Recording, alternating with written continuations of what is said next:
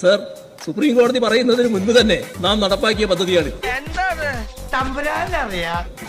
ഈ പദ്ധതിയോട് ഇത്തരത്തിലൊരു വിമുഖത മുഖ്യമന്ത്രി കാണിക്കുന്നത് ശരിയല്ല. ഇങ്ങനെ എന്തിനാണ് പാവപ്പെട്ട സ്ത്രീകളോട് അനാവശ്യമായ വീറും വാശിയും? സാർ, അതിനുള്ള മറുപടി സാർ കൊടുത്തു, ഞാൻ കൊടുക്കണോ? ഒന്ന് പറഞ്ഞു കൊടുക്കണോ?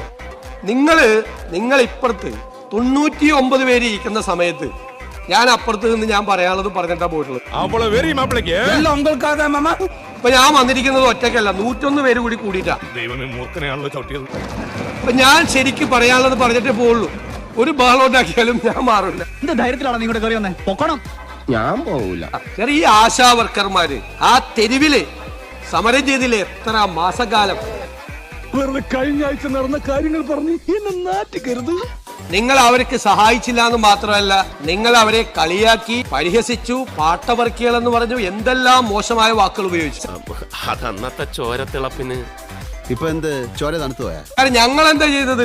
ആദ്യത്തെ മന്ത്രിസഭാ യോഗത്തിൽ തന്നെ അവർക്ക് 3000 രൂപ ഞങ്ങൾ കൂട്ടിക്കൊടുത്തു.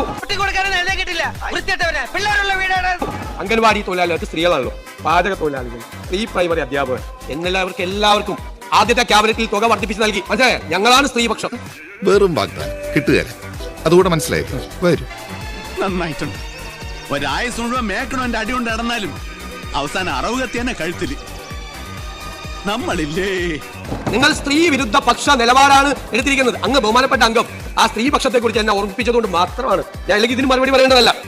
ഇത് വടി കൊടുത്ത് അടി വാങ്ങുന്ന പരിപാടിയാണല്ലോ ബാബു.